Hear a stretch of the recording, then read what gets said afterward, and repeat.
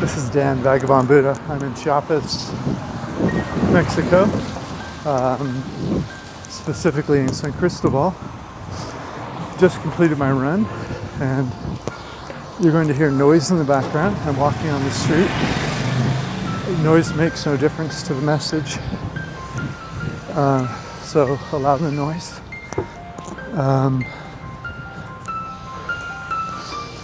And so you've heard me talk from time to time about a kind of a filter you have on awareness. It might be useful to give a few examples. When people get up in the morning, they have things, rituals or processes they run, often undefined. I'll get up, I'll eat my breakfast, take a shower, brush my teeth, get in my car, drive to work, or take the bus to work, whatever. If you have a computer, sit down at a computer, open your phone, first go to this application and read messages, then go to that one and answer questions or whatever. Your life is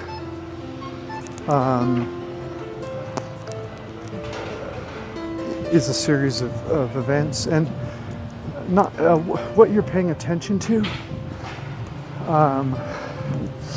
When you open the computer, what you're paying attention, what you're even deciding to look at, and the news, when you scroll down and there's 20 stories, and you pick one of the stories, or which app you open, or which toothpaste you're using, all of that is filtered. You over a life of choices have created a environment that is familiar to you and that you feel comfortable in and that you know well. And so, and that you, in some respects, agree with. You look for sources you agree with, and you, once in a while, you'll listen to contrary opinions, but it's with a preconceived conclusion. And so all I'm talking about right now is not that there's anything wrong with you. There's no way of changing this. This is the mind state. This is the mind's environment, like a soil that your life grows in. And all of it's filtered. For example, if you live in the US and you have a newspaper you read, the paper you're reading, whether it's online or in paper format, was selected by you. There's many other papers you could have received potentially, and often you reflect your community, whether it's religion or political beliefs or social norms, opening doors, whether or not you can kiss or hold hands. All this sort of stuff is really a three-dimensional, four-dimensional, including time, representation of what is. And in that lies a choice that you're not making, and that's unfiltered awareness.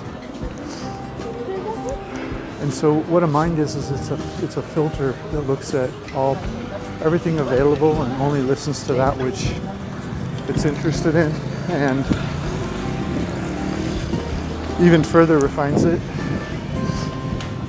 and it creates a copacetic environment that you can agree with, and that you're right and the other is wrong. And again, that's just humans. It's how we do it. We don't really have another choice. But while that's happening, there's also another place available, which is awareness of the choice.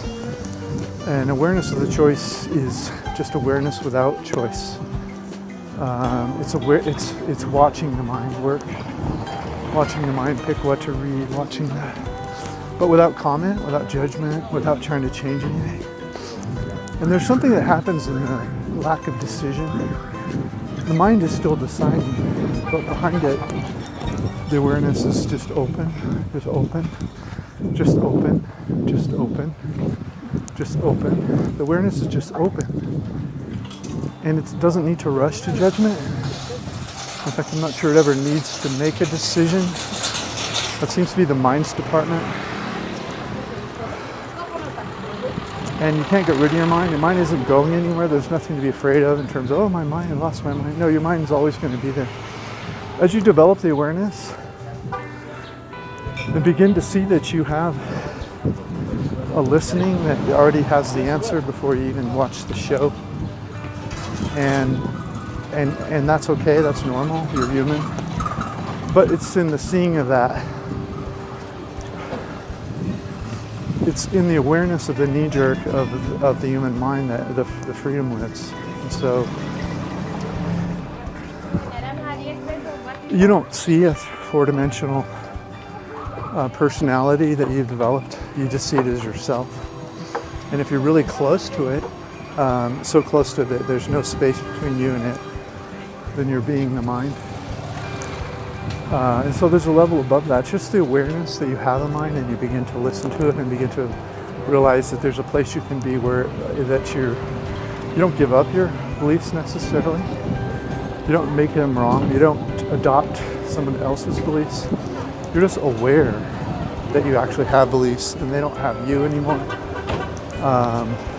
And you're able to listen to other people and ideas.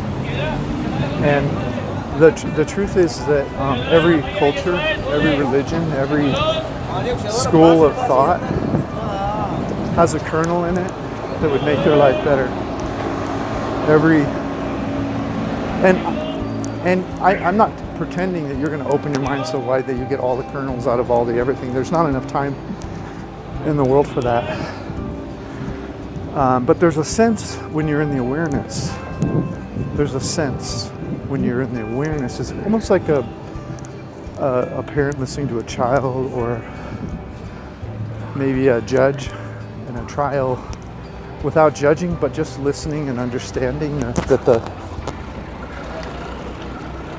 this witness, what they did and didn't see, based on their testimony, and what else might have been there, and sort of a third person detached background awareness of everything that allows a more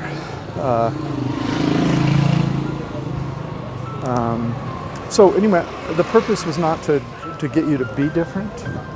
I don't really believe you can be different. I just think that you can that the awareness of having a human mind, of being a human being, that there's an awareness state that you can begin to